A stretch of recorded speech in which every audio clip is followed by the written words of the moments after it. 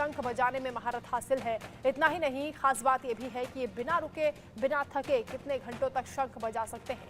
वाराणसी से मेरी सहयोगी निकिता सरीन की खास रिपोर्ट आप देखें। देखिए, इतनी भागती दौड़ती जिंदगी में जो शंख है उसकी ध्वनि कानों को बेहद सुकून देती है। और क्योंकि जब हम बनारस में मौजूद हैं, क्योंकि वो मंदिरों का शहर है, हर तरफ काशी विश्वनाथ के बाद एक सकारात्मक ऊर्जा तैरती नजर आती है, एक पॉजिटिव वाइब्स होती हैं। इसी बीच में आपको बताते चले कि प्रधानमंत्री नरेंद्र मोदी ने जब जब गंगा आरती को पूजा है, योगी जी इस वक्त जो हमारे साथ मौजूद हैं, इन्होंने ही शंखनाद किया है। इनके नाम कई सारे रिकॉर्ड्स भी हैं और सबसे अनोखा जो रिकॉर्ड है कि ये लगातार लगभग 40 मिनट तक कॉन्टिन्यूअस बिना रुके शंख बजा सकते हैं इस उम्र में भी। तमाम बातचीत करने के लिए हमारे साथ खुद योगी जी मौजूद हैं, बात करेंगे उनसे। इंडिया न्यूज़ पे बहुत बहुत इस्तकबाल आपका। बहुत बहुत सबको साधुवाद है। पहले तो मैं दर्शकों को प्रणाम करूंगा कि जो आपके बदौलत हमको इस पृष्ठभूमि पे पेश होने के लिए अवसर दिया, इसके लिए मैं आपको बहुत बहुत साधुवाद देता हूं। आपको बताते चलें कि राम जन्म योगी जी की जो मौजूदगी है वो सिर्फ इंडिया तक ही सीमित नहीं है, विदेशों में भी इन्होंने अपने शंख बजा करके कई लोगों के रोंगटे तक खड़े कर दिए हैं। योगी जी, आप किस उम्र से, सबसे पहले तो बताइए, शंख बजा रहे हैं? 78 से मैं BHU का स्कॉलर था, बनारस हिंदू यूनिवर्सिटी का स्कॉलर था, और उसी समय से शंखनाद अपने मंदिर का पुजारी था और शंखनाद करता था। यह कला मुझे गॉड गिफ्ट, कुदरत या हनुमान जी और दुर्गा जी की कृपा से मिली है, मैंने किसी से सीखा नहीं है। और उसी से कला के बदौलत रामनगर की रामलीला में भी सेवा देने का अवसर मिला, और इसके बाद गंगा आरती में माननीय प्रधानमंत्री नरेंद्र मोदी जी के समक्ष अपनी सेवा देने का अवसर मिला। और शंखनाद रैली में भी, वहाँ भी दिल्ली में भी, रोहड़ी में भी मैंने शंखनाद रैली से उद्घाटन अपने शंखनाद से किया था।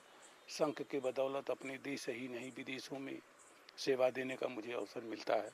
क्योंकि ये जो भारतीय संस्कृति है, कहा जाता है कि ऐसा इंस्ट्रूमेंट है जो भारतीय संस्कृति को कई और देशों में भी दर्शाता है, जो कि आपने किया।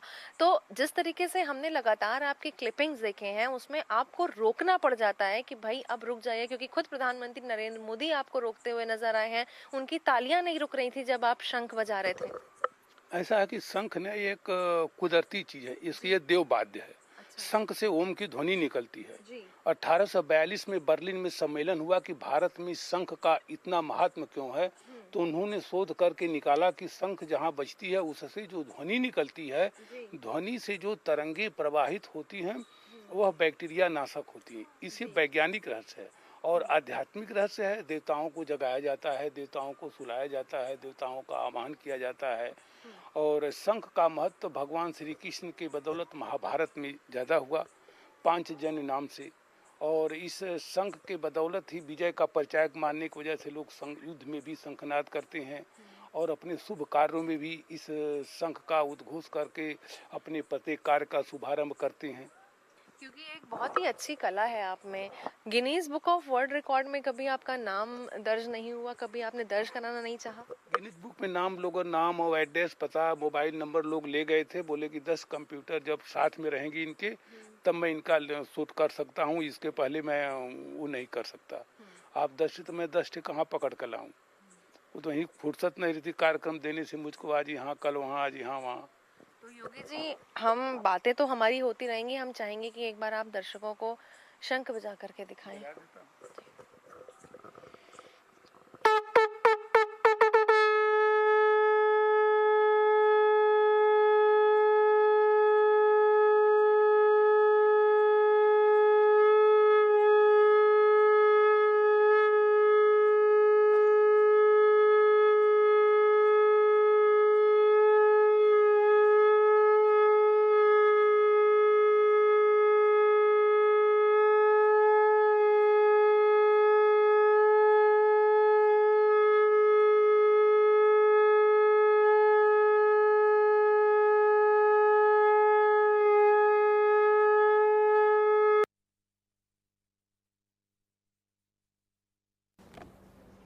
देश चुनावी रंग में रंगा हुआ है, मतदान जारी है और नेताओं की भी परीक्षा चल रही है।